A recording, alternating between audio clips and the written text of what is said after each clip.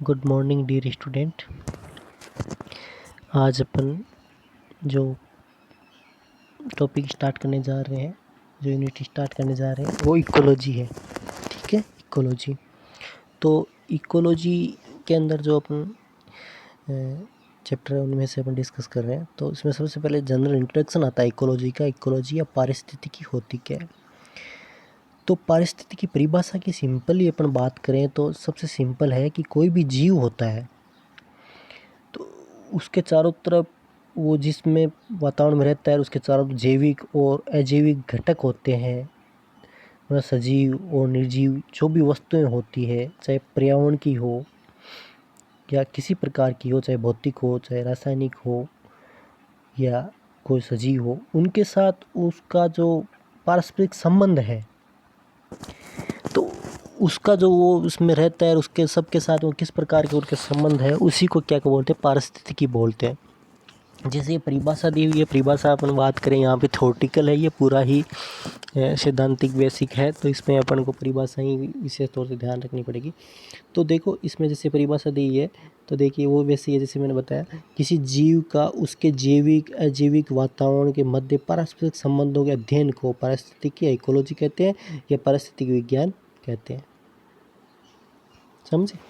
मतलब कोई जीव है, सजीव है, तो उसके जो जैविक और अजैविक घटक है जो वातावरण के, उनके साथ उसके पारस्परिक संबंध है, उसी को पारिस्थितिकी बोलते हैं। जो इकोलॉजी शब्द है कई बार पूछ लेते हैं, है ना। तो इकोलॉजी शब्द है, इसका उद्गम जो ग्रीक भाषा से हुआ है। कौन सी भाषा से हुआ है? ग्रीक भाषा से हुआ है। और ग्रीक भाषा के दो शब्दों से मिलकर इकोस का मतलब होता है हाउस और घर, और लोगस का मतलब होता है स्टडी, है ना। तो इसका मतलब होता है इकोलॉजी। तो इकोलॉजी एक ग्रीक भाषा के शब्द है, दो शब्दों से मिलकर बना हुआ है। इकोज मतलब हाउस और लॉजी मतलब स्टडी। मतलब एक ये पूरा का पूरा जो सृष्टि है एक घर के रूप में माना जाता है और फिर उसका अध्ययन किया जाता है, तो इसको क्या बोलते हैं? इकोलॉजी बोलते हैं। फिर इसमें जैसे वैज्ञानिक जो रिटर है कई बार पूछ लेते हैं, बहुत इंपॉर्टेंट है। रिटर वैज्ञानिक ने सर्वप्रथम जो इकोलॉजी शब्द है उसका पारिस्थितिक जो शब्द है उसका उपयोग या किया था ना। तो सबसे पहले जो सर्वप्रथम जो इकोलॉजी शब्द का प्रयोग पारिस्थितिकी के लिए किया था वो रिटर ने किया था। अर्नेस्ट हैकेल ने 1869 में सर्वप्रथम इसकी व्याख्या की थी। मतलब इस शब्द की व्याख्या की थी। किसकी? इकोलॉजी शब्द की। इकोलॉजी शब्द की जो सबसे पहले व्याख्या किसने की थी? अर्नेस्ट हैकेल ने। मतलब इसको परिभाषित किया था कि इकोलॉजी है क्या। हालांकि रिटर ने ये शब्द दिया था इकोलॉजी, लेकिन इसकी जो व्याख्या है प्रॉपर रूप से जो डेफिनेशन है वो हैकेल ने दी थी इसके सबसे पहले। फिर अनेक जो वैज्ञानिक ने उन्होंने समय समय पर परिभाषाएं दी है इसकी, तो वो कौन कौन सी है? क्योंकि मान लो कोई भी चीज़ के लिए मैं आपसे कोई चीज़ पूछूं तो आप सभी अलग अलग रूप से उसको प्रस्तुत करोगे, वैसे ही अलग अलग वैज्ञानिकों ने भी क्या किया, इसको अलग अलग रूप से परिभाषित किया। तो सबसे पहले टेलर की परिभाषा आती है 1936 में दी थी। तो इसने क्या कहा था? टेलर ने क्या कहा था? पारिस्थितिक समस्त जीवों के समस्त पर्यावरण के साथ समस्त संबंधों के अध्ययन का विज्ञान है। मतलब जो समष्टि के अंदर, सृष्टि के अंदर, धरती के ऊपर जितने भी जीव पाए जाते हैं उनका उसके चारों तरफ जितना भी जो पर्यावरण है उसके साथ में जो संबंध है उसका अध्ययन को क्या कहा इसने? पारिस्थितिकी का। उसके बाद दूसरी जो परिभाषा आती है इसने फिलिप हेडलर ने दी थी। तो इसने क्या? पारिस्थितिकी जीवों तथा उनके पर्यावरण से संबंधों का विज्ञान। बात एक ही है, घुमा फिरा के बोल रहे हैं। तो ये क्या करे? जीवों तथा उनके पर्यावरण के बीच जो संबंध है उसका विज्ञान को पारिस्थितिकी। के को जीव है, किसी पर्यावरण में रह रहा है तो जीव उस पर्यावरण से उनसे कैसे संबंध है उसका? कैसे संबंध का मतलब क्या है? जैसे कोई पेड़ है तो पेड़ से क्या अपन ऑक्सीजन लेते हैं, ठीक है। कुछ खाद्य पदार्थ भी अपन लेते हैं, अपन से भी पेड़ों को किस न किस फ़ायदा मिलता है। इससे जब अपन जीवों की बात करें, किसी जंगल में जीव रहते हैं तो उनसे उनको जैसे वो उनके जो वेस्टेज होते हैं उनसे उनको खाद मिलती रहती है। तो इस प्रकार से जो संतुलन है उनके बीच में आपसी संबंध है, उसी को क्या बोला है? पारिस्थितिकी बोला हुआ है। फिर जो नेक्स्ट जो परिभाषा आती है वो आती है, देखिए आप, जीव तंत्रों तथा पर्यावरण के बीच के संबंधों का अध्ययन पारिस्थितिक विज्ञान है। मतलब एक ही बात है लेकिन अलग अलग शब्द यूज किए उन्होंने। जीव तंत्रों तथा पर्यावरण के बीच जो संबंधों का अध्ययन है उसको क्या बोला? ट्रक और विटम ने कहा था ये इसको पारिस्थितिक विज्ञान का। प्रकृति की संरचना तथा कार्य का अध्ययन पारिस्थितिकी ओडम ने कह दिया। जीवों के आकार, मतलब किस प्रकार के जीव हैं, उनका प्रकार किस प्रकार का था, कारकों की अन्योन्य क्रियाओं के अध्ययन को पारिस्थितिकी कहते हैं। ये रामदेव मिश्रा ने कहा था जो इंडियन था, यहाँ पे एक बहुत इंपॉर्टेंट क्वेश्चन आता है, ध्यान रखना। प्रोफेसर रामदेव मिश्रा को भारतीय प्राकृतिक विज्ञान के जनक कहते हैं, है ना। Father of Indian ecology, father of Indian ecology कौन है? फादर ऑफ इंडियन इकोलॉजी कौन है? रामदेव मिश्रा।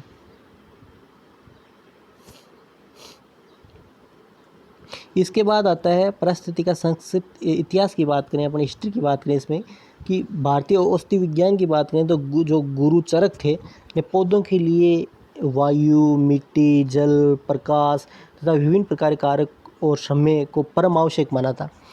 तो उस टाइम जो गुरु चरक था, है ना, जिसने चरक संहिता लिखी थी, इसी सिद्धांत पे उन्होंने चरक संहिता लिखी। उसने क्या कहा था कि कोई भी पौधा होता है ना, उसके लिए वायु की भी आवश्यकता होती है, मिट्टी की भी आवश्यकता होती है, जल की भी आवश्यकता होती है, प्रकाश की भी आवश्यकता होती है, तो समय की भी आवश्यकता होती है। उसको अपने विकास के लिए इन तत्वों की परम आवश्यकता होती है। तो ये सारे के सारे घटक किससे संबंधित है? ये जैविक अजैविक घटक है और पर्यावरण से संबंधित है। इसका मतलब क्या होगा? जीव और पर्यावरण के बीच में संबंध हो गया ना। तो ये सबसे पहले उसने चरक ने, गुरु चरक ने, आज से हजारों साल पहले चरक ने बता दिया था। इसके बाद थियोफ्रास्टस ने पौधों के आपसी संबंध और उनके प्राकृतिक वातावरण का वर्णन किया था। थियोफ्रास्टस जो वनस्पति विज्ञान के जनक है, न आपसी संबंध पौधों के और उनके प्राकृतिक के बीच में जो संबंध है उसका व्याख्या उसने थियोफ्रास्टस ने कर दी थी।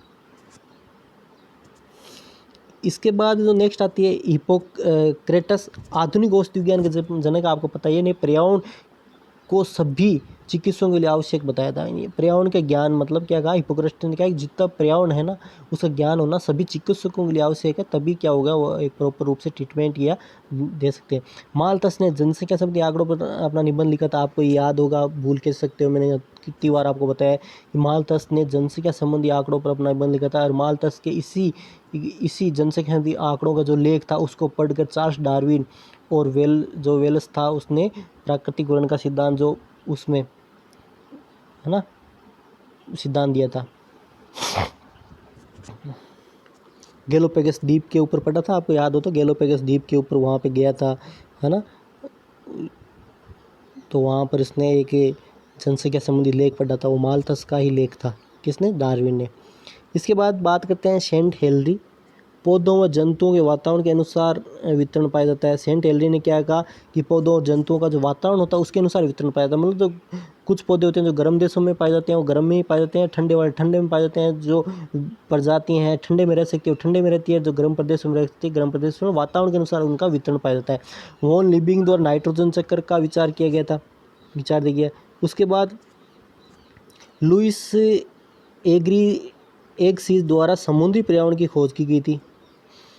चार्ल्स डार्विन तथा AR वेल्स द्वारा विभिन्न जंतुओं का पर्यावरण संबंधी प्राकृतिक अध्ययन किया था। और आपको पता प्राकृतिक चयन का जो सिद्धांत दिया था उसके आधार पर इन्होंने दोनों ने, ठीक है। उसके बाद आता है आपका फोर्बिस का झीलों वातावरण का अध्ययन दिया था, मतलब झीलों के अंदर किस प्रकार का वातावरण है ये इसने बताया था। और 5 से लेकर 16 जून 1972 को स्वीडन की जो राजधानी स्टॉकहोम है, वहाँ पर क्या होता है, पर्यावरण संरक्षण नाम से एक विश्वव्यापी सम्मेलन होता है। उसमें 27 देशों के 110 विशेषज्ञों ने भाग लिया था। और तब से ही क्या याद रखना कि 5 जून को उसी सम्मेलन के अंदर, उसी पर्यावरण संरक्षण का जो सम्मेलन था, विश्वव्यापी सम्मेलन था, उसी के अंदर ये डिसाइड किया गया है कि 5 जून को विश्व पर्यावरण दिवस मनाया जाए। अब बात करते हैं संगठन के स्तरों की। तो संगठन के स्तरों की बात करें तो आपको पता है, मैंने पता नहीं कितनी बार बताया है कि concept of level of organisation की बात करें, प्रत्येक सजीव का जो शरीर होता है कोशिका से बना होता है। कोशिका के अंदर क्या पाया, जीवधरी और जीव निहित होती है। और कोशिका का जो समूह होता है मिलकर क्या बनाता है, ऊतक बनाता है। और ऊतक का जो समूह होता है वो मिलकर क्या बनाता है, अंग बनाता है। और अंगों का जो समूह होता है मिलकर अंगों का जो समुच्चय होता है वो अंग तंत्र बनाता है। और अंग तंत्र मिलकर क्या बनाता है, जीव का निर्माण करता है, ठीक है, ये आपको याद है। इसके बाद जीव, ये बहुत इंपॉर्टेंट है, जीव पारिस्थितिक अध्ययन की आधारभूत इकाई है। जीव का निर्माण हो गया। और यहाँ पर आने के बाद यह आपको बता रहा हूँ कि जीव जो होता है, एक व्यक्तिगत जीव जो होता है, इंडिविजुअल जो लिविंग ऑर्गेनिज्म है, वो किसकी, इकोलॉजी की। आपको पूछ ले इकोलॉजी की इकाई क्या है, तो इकोलॉजी की इकाई जीव है, ऑर्गेनिज्म है। जीव पारिस्थितिकी अध्ययन की आधारभूत इकाई है। इसके बाद बात करते हैं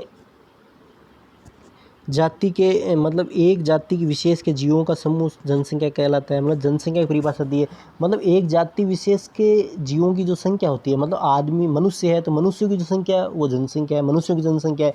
यदि भेड़ है तो भेड़ की संख्या है वो भेड़ की जनसंख्या है। तो जो जनसंख्या है, जनगणना है, जनसंख्या है, वो क्या है? जनसंख्या है। एक जाति विशेष की जो संख्या है उसी को जनसंख्या बोलते हैं।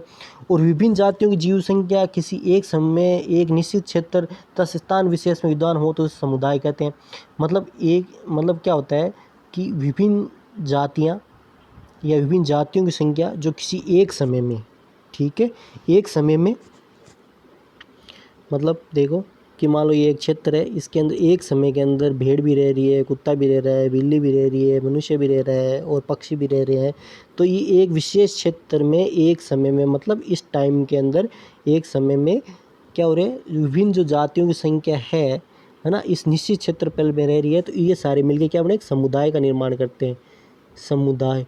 और समुदाय को इंग्लिश में क्या बोलते हैं, कम्युनिटी का निर्माण करते हैं, मतलब कम्युनिटी करते हैं। एक निश्चित भौगोलिक क्षेत्र के अंदर, एक निश्चित समय के अंदर विभिन्न जातियों के जो समूह रहते हैं उसको क्या बोलेंगे, समुदाय कहते हैं। समुदाय था उसके चारों ओर विद्वान अजैविक पर्यावरण के बीच अन्योन्य क्रिया होती रहती है। सही बात है, समुदाय होता है और उसके जो चारों तरफ जो विद्वान, जो जैविक और अजैविक जो पर्यावरण है उसके बीच में अन्योन्य क्रिया होती रहती है। क्योंकि समुदाय होगा, बकरी होगी तो घास खाएगी, घास क्या है, पर्यावरण है, या जल है, या किसी प्रकार के भौतिक या रासायनिक कारकों का उपभोग करेगा, तो ये अन्योन्य क्रिया होती रहेगी, इसके पारिस्थितिकी का निर्माण होता है। अखिल भूमंडल की वह परिसीमा जहाँ तक परिस्थिति संचालित होती है, पारिस्थितिक तंत्र संचालित होता है, उसको क्या बोलते हैं, परिमंडल या इकोस्फीयर बोलते हैं, तथा जैव मंडल भी कहलाता है। मतलब जहाँ तक ये पाया जाता है, पारिस्थितिक तंत्र पाया जाता है, मतलब वह सीमा, भूमंडल की वह सीमा जहाँ तक पारिस्थितिक तंत्र पाया जाता है उसको क्या बोलते हैं, इकोस्फीयर या जैवमंडल कहते हैं। अब बात करते हैं पारिस्थितिकी तंत्र की मुख्य शाखाएं। कई बार क्वेश्चन पूछ लेते हैं कि पारिस्थितिकी की मुख्य शाखाएं कौन कौन सी। पारिस्थितिकी की मुख्य शाखाएं मुख्य रूप से दो ही है, स्वपारिस्थितिकी और सह-पारिस्थितिकी ना, ओटिकोलॉजी और सिंकोलॉजी। तो सबसे पहले स्वपारिस्थितिकी की बात करते हैं। तो स्वपारिस्थितिकी क्या होती है, किसी भी जंतु या पौधे की एक जाति और उसके वातावरण का अध्ययन किया जाता है। तो ये क्या कहते हैं, स्वपारिस्थितिकी। मतलब क्या है, स्वपारिस्थितिकी मतलब किसी, चाहे एक पौधे को लेके या किसी एक जंतु को लेके, या एक जंतु है उसकी एक जाति को लेके जब उसका वातावरण के संबंध में अपना अध्ययन करते हैं, केवल एक का ही, एक पौधे का या एक किसी जंतु की एक जाति का, को जंतु है, जंतु किसी एक जाति को लेकर उसके और पर्यावरण के बीच में जो रिलेशन है, संबंध है, उनका अध्ययन किया जाता है। तो उसको क्या बोलते हैं, स्वपारिस्थितिकी बोलते हैं। अब आते हैं दूसरी, सहपारिस्थितिकी या सिंकोलॉजी। किसी विशेष वातावरण रहने वाले विभिन्न जीव जंतुओं तथा पौधों के समुदाय का सामूहिक अध्ययन। मतलब इसके अंदर अब क्या हो गया, उसमें तो एक का था, इसके अंदर क्या है कि किसी विशेष जो क्षेत्र है वातावरण में, उसमें जितने भी समुदाय के अंदर सारे जीव रहते हैं, तो उसका जो सामूहिक रूप से अपन अध्ययन करते हैं सबका। मतलब जैसे कोई गांव है तो गांव के अंदर अपन को किसी की बात करनी है तो मान लो किसी कुत्ते की बात करनी है, भेड़ की भी बात करनी है, बकरी की भी बात करनी है, भैंस की भी बात करनी है, गाय की भी बात करनी है, मनुष्य की भी बात करनी है, पक्षियों की भी बात करनी है। तो जब एक विशेष क्षेत्र या वातावरण में रह रहे हैं और उनके सभी का जब अपन अध्ययन करते हैं तो उसको सहपारिस्थितिकी या सिंकोलॉजी बोलते हैं, याद रखना। किसी भौगोलिक क्षेत्र में उपस्थित समस्त जातियों को सम्मिलित रूप से समुदाय या जैव समुदाय कहते हैं। मतलब एक भौगोलिक क्षेत्र है, उसके अंदर जो भी रहता है, जीव रहते हैं, है ना, जितनी भी जातियाँ रहती है, वो सम्मिलित रूप से क्या, जैव समुदाय कहते हैं। अन्य शाखाएं की बात करें तो प्राणी पारिस्थितिकी, एनिमल इकोलॉजी। यदि अध्ययन का मुख्य विषय, देखो अन्य शाखाएं कौन कौन सी, देखो नाम से पता चलता है, प्राणी पारिस्थितिकी। जब अध्ययन का जो केंद्र बिंदु होता है वो प्राणी होता है, सिंपल सी बात है, वो प्राणी को लेकर अपन अध्ययन करते हैं, एनिमल इकोलॉजी बोलते हैं। यदि अध्ययन का मुख्य यदि प्राणी होता है तो उसे प्राणी पारिस्थितिकी कहते हैं। पादप वैसे प्लांट इकोलॉजी। यदि किसी अध्ययन का विषय जो होता है वो पादप होता है तो उसे क्या बोल देंगे, प्लांट पारिस्थितिकी बोल देंगे। आवास पारिस्थितिकी, हैबिटेट इकोलॉजी, किसी इसके अंतर्गत जैव मंडल के विभिन्न आवासों का अध्ययन किया जाता है। आवास पारिस्थितिकी मतलब हैबिटेट का मतलब कौन किस प्रकार के आवास में रहता है, उनका अध्ययन किया जाता है। और जैसे आवास पारिस्थितिकी की बात करें तो आवास कौन कौन से हो सकते हैं, जैसे समुद्रीय पारिस्थितिकी है, जो समुद्र में रहने वाले जीव है उनका आवास किस प्रकार का होता है, वो किस प्रकार से खाते हैं, किस प्रकार पीते हैं, किस प्रकार से वो अपना जीवन यापन करते हैं। लवणीय और अलवणीय और जलीय पारिस्थितिकी की बात करते हैं। स्थलीय पारिस्थितिकी की बात करते हैं। ज्वारंतमुखी या बेलासम परिस्थिति की बात करें, याद रखना ज्वारंतमुखी और बेलासम क्या होता है, कई बार पूछ ले, जहाँ पर नदी और समुद्र आके मिलता है, मतलब वह स्थान जहाँ पर नदी और समुद्र का जो संगम स्थल होता है, इसको बेला संगम या ज्वारनदमुखी या एस्टुअरिन इकोलॉजी बोलते हैं। कई बार पूछ लेते हैं, याद रखना।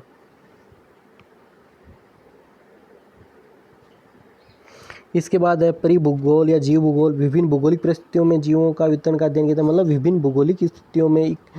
इको जियोग्राफी का मतलब होता है जैसे कोई पहाड़ पे कोई जीव रहता है, वो कैसे रहता है, क्या खाता है, क्या पीता है। कोई रेगिस्तान में रहता है, तो मतलब विभिन्न भौगोलिक क्षेत्रों में जो जीवों का जो परिस्थितियों का अध्ययन है, मतलब उसके आसपास के जो वातावरण है उस जीव का है, तो वो आपस में क्या संबंध है उनका, तो उसका जब अध्ययन करते हैं तो उसको क्या बोलते हैं, जीव भूगोल बोलते हैं।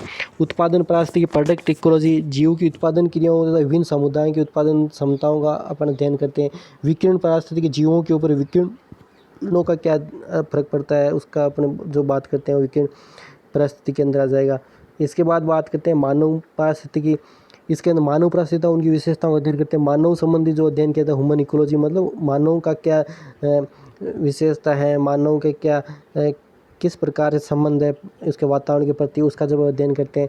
फिर जीवाश्म की बात करते हैं, पहली इकोलॉजी। इसके अंतर्गत उन जीवधारियों के वातावरण का अध्ययन किया जाता है जो आज से लाखों वर्ष पूर्व इस भूमंडल पर निवास करते थे, लेकिन परंतु अब विलुप्त हो चुके हैं। मतलब जीवाश्म परिस्थिति, जीवाश्म क्या होता है, जो आज से लाखों वर्ष पूर्व था, आज नहीं है, आज उसके केवल क्या है, या तो अपन जब भूमंडल को खोदते हैं तो उसके कुछ जीवाश्म, कुछ अवशेष मिलते हैं, तो ऐसे का जब परिस्थिति के साथ अध्ययन करते हैं कि वो उस टाइम क्या थे और किस प्रकार की दिनचर्या होगी, उसका जो अध्ययन करते हैं तो जीवाश्म परिस्थिति बोलते हैं।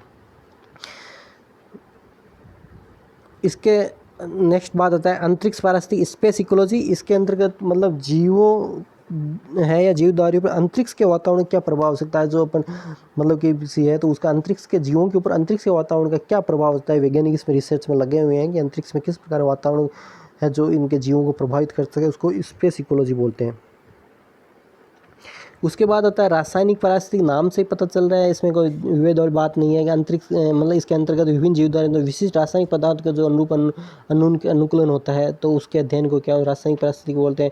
मृदा पारिस्थितिकी, इसके अंतर्गत भूमि के विशिष्ट गुणों जैसे क्षारीय, अम्लता, खनिज, जैव घटक आदि का अध्ययन किया जाता है। मतलब मृदा के जो गुण होते हैं उनका अध्ययन किया जाता है, मृदा पारिस्थितिकी किया जाता है। इसके बाद आता है ऊर्जा पारिस्थितिकी, ऊर्जा के प्रभाव का अध्ययन किया जाता है। प्रदूषण पारिस्थितिकी, तो प्रदूषण के अंदर जीवों का प्रभाव, जीवों के ऊपर जो प्रदूषण का प्रभाव है, निदान है, उपाय है, उसका जो अध्ययन किया जाता है उसको क्या बोलेंगे, पॉल्यूशन इकोलॉजी बोलेंगे। अब आता है कि पारिस्थितिकी का सिग्निफिकेंस, इकोलॉजी पारिस्थितिकी का महत्व क्या है। तो पारिस्थितिकी महत्व को संबंध मानव जाति के कल्याण के लिए एक विश्वव्यापी कार्यक्रम जिससे अंतर्राष्ट्रीय जीव विज्ञान कार्यक्रम, इंटरनेशनल बायोलॉजिकल प्रोग्राम IBP कहते हैं, चलाया गया है। इस कार्यक्रम अंतर्गत विभिन्न देशों के पारिस्थितिकी विशेषज्ञ अपने अपने क्षेत्रों, जंतुओं, पशुओं, वनस्पतियों आदि का उत्पादन बढ़ाने के साथ साथ प्राकृतिक स्रोतों के संरक्षण पर भी काम करते हैं। कि क्या है कि एक कमेटी बनी है अंतर्राष्ट्रीय स्तर पर, क्या हुआ है अंतर्राष्ट्रीय स्तर पर, क्या होगा अंतर्राष्ट्रीय जीव विज्ञान कार्यक्रम एक चलाया गया है। उसमें क्या है जिस क्षेत्र के अंदर जो पारिस्थितिक विशेषज्ञ हैं, जो इकोलॉजिस्ट है, वो क्या कहते हैं अपने अपने क्षेत्र के अंदर जो भी उनके जो चाहे जंतु हो, चाहे पशु हो या वनस्पति हो, तो उनके उत्पादन कैसे बढ़ाया जाए, उनके साथ प्राकृतिक जो वातावरण उसके साथ अन्योन्य क्रियाएं किस प्रकार की उनका अध्ययन किया जाता है और उनके संरक्षण के ऊपर इस प्रकाश डाला। तो इसके पारिस्थितिकी के महत्व के आधार पर अपन समझ के ही इसका अपन ये कार्यक्रम कर सकते हैं। अब आता है पारिस्थितिकी का कार्य क्षेत्र की बात करते हैं। तो पारिस्थितिकी कार्य क्षेत्र की बात करें तो पहला आता है भौतिक, रासायनिक, फिजियोकेमिकल स्कोप की बात करें तो पारिस्थितिकी के अंतर्गत विभिन्न जो भौतिक और रासायनिक कार्य जैसे ताप है, प्रकाश है, आर्द्रता है, pH है, लवण है, जल है तथा भूमि पर उपस्थित अन्य रासायनिक तत्वों का अध्ययन किया जाता है, क्योंकि प्रत्येक जीव के लिए विभिन्न भौतिक व रासायनिक कारकों की उचित मात्रा में होना आवश्यक है। तो ये इसके अंदर क्या है, फिजियोकेमिकल भौतिक रासायनिक के अंदर बात करें, इकोलॉजी के अंदर ही जो कार्य क्षेत्र है इसका, तो इसमें जो विभिन्न जो रासायनिक कार्य जैसे ताप, वायु है, प्रकाश, आर्द्रता, पीएच, लवण, जल, भूमि, तो इनकी कितनी तो किसको कितनी आवश्यकता होती है, कितनी मिल रही है, कितनी नहीं मिल रही है, तो उसके आधार पर ये इनका निष्कर्ष निकाला जाता है। नेक्स्ट आता है प्रेरणात्मक कार्य क्षेत्र। इसका जो इकोलॉजी का या पारिस्थितिकी का दूसरे जो कार्य क्षेत्र है वो आता है प्रेरणात्मक कार्य क्षेत्र, क्वांटिटेटिव स्कोप। इसके अंदर विभिन्न समुदाय के जीवों की गणना अथवा घनत्व का संख्यात्मक मात्रात्मक अध्ययन किया जाता है। मतलब क्या होता है, किसी समुदाय के अंदर कितने जीव है ना, जीव कितने हैं, तो उनकी गणना करना और उनकी घनत्व का पता लगाना कि घनत्व गणना जैसे कम है तो घनत्व कम हो गया, गणना ज़्यादा ही है तो घनत्व ज़्यादा हो गया, और उनका संख्यात्मक और मात्रात्मक अध्ययन करना, मतलब कितनी संख्या है, उनकी कितनी मात्रा है उस समुदाय में, कम हो रही है तो क्यों हो रही है, ज़्यादा बढ़ रही है तो क्यों बढ़ रही है, तो इन सारी चीज़ों का अध्ययन प्रेरणात्मक कार्य क्षेत्र के अंदर किया जाता है। उसके बाद आती है वर्गीकरण कार्य क्षेत्र, क्लासिफिकेटिव। समुदाय उपस्थ जीवों का नामकरण करना, वर्गीकरण करना। मान लो कोई नए जीव उत्पन्न होते हैं तो उनका किस प्रकार से नामकरण करना है, उनका वर्गीकरण करना, ये इसके अंदर। जैविक कार्य क्षेत्र, बायोलॉजिकल, उसको विभिन्न समुदाय के जीवों में पारस्परिक क्रियाओं के परिणाम स्वरूप उत्पन्न प्रभाव जैविक महत्व के होते हैं, है ना। तो ये जो इस पर जैविक के बीच में जो इंटरेक्शन होती है, जीवों के जो पारस्परिक क्रियाओं के परिणाम स्वरूप जो प्रभाव उत्पन्न होते हैं, जैविक महत्व के होंगे, है ना। जीवों के बीच में इंटरेक्शन होगा आपस में, तो कोई ना कोई उनके लिए कोई ना कोई फायदे वाला काम होता है समुदाय के लिए, इकोलॉजी के लिए, पारिस्थितिकी के लिए। अब इसमें जो लास्ट इसमें पॉइंट आता है वो आनुवंशिक और विकास कार्य क्षेत्र, जेनेटिक और इवोल्यूटरी आता है। तो संतान में पैतृक से जो लक्षणों का स्थानांतरण होता है, आपको पता ही है, संतान में पैतृक होता है, जो माता पिता होते हैं उनसे लक्षणों का स्थान, उसको आनुवंशिकता कहते हैं। और नई पीढ़ी में वातावरण से प्रभावित होकर स्वयं के रूपांतरित करने की क्षमता पाई जाती है। अपन को पता ही है कि जो नई पीढ़ी होती है, जैसे जैसे जनरेशन आगे बढ़ती रहती है, जैसे विकास होता है, तो क्या होता है कि जैसे जैसे जनरेशन के अंदर क्या होता है, नई संतति होती है, उसके अंदर क्या वातावरण से प्रभावित होकर अपने अंदर कुछ ना कुछ चेंजेज डेवलप होते हैं उनके। और जो चेंजेज होते हैं वही वो क्या होते हैं, प्राकृतिक चयन के द्वारा होता है। और फिर ये कि लक्षण क्या होते हैं, कई बार परमानेंट स्थायी होते हैं, इसी को क्या बोलते हैं, उद्विकास बोलते हैं। तो इसी बात करें तो ये अपना जो टॉपिक था, ये अपने 38 नंबर का चैप्टर था, और बिल्कुल ये सैद्धांतिक या थ्योरेटिकल चैप्टर है।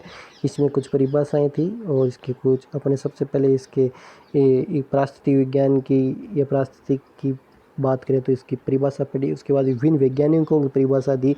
उसके बाद अपने इसमें संगठन स्तन पढ़ा, संगठन स्तन के बाद इसकी शाखाएं पढ़ी, और शाखाएं बाद कुछ अन्य शाखाएं हैं वो भी पढ़ी, और फिर इसके बाद इसके स्कोप पढ़े हैं। तो इससे ये थोड़ा ये चैप्टर क्लियर हो जाता है। तो ये ज़्यादा विषय तो इसमें ज़्यादा नहीं है, थ्योरी ज़्यादा है, परिभाषाएं हैं तो वो आपको थोड़ी इसमें याद रखनी पड़ेगी किस वैज्ञानिक किस प्रकार से दी थी। फिर इसमें एक बात है कि इकोलॉजी के याद रखना, इकोलॉजी थ्योरेटिकल सेक्शन है, इजी लगता है बच्चों को इससे ये, लेकिन इससे नीट के अंदर सबसे ज़्यादा क्वेश्चन बनते हैं। आप जब प्रीवियस ईयर के जो पेपर देखेंगे या उनका जो कंक्लूजन देखेंगे तो आपको मैं बताऊंगा, कंक्लूजन डालूंगा इसके अंदर, तो इससे चैप्टर से इकोलॉजी के जितने भी अपन जो आगे के चैप्टर पढ़ेंगे उनसे सबसे ज़्यादा क्वेश्चन बनते हैं। तो इसमें गलत होने के चांस बहुत ज़्यादा होते हैं, क्योंकि मतलब परिभाषा लगभग सिमिलरिटी होती है ना, और कुछ फैक्टर्स होते हैं लगभग सिमिलर से होते हैं, तो इनमें रॉन्ग होने के चांस ज़्यादा होते हैं। इजी लगते हैं लेकिन गलत हो जाती है, इसलिए आपको विशेष तौर से ध्यान देना। इसके भी आप सुंदर नोट्स बनाओ और प्रिपेयर करके ये अच्छे से तैयार करो। Bye, thanks for watching.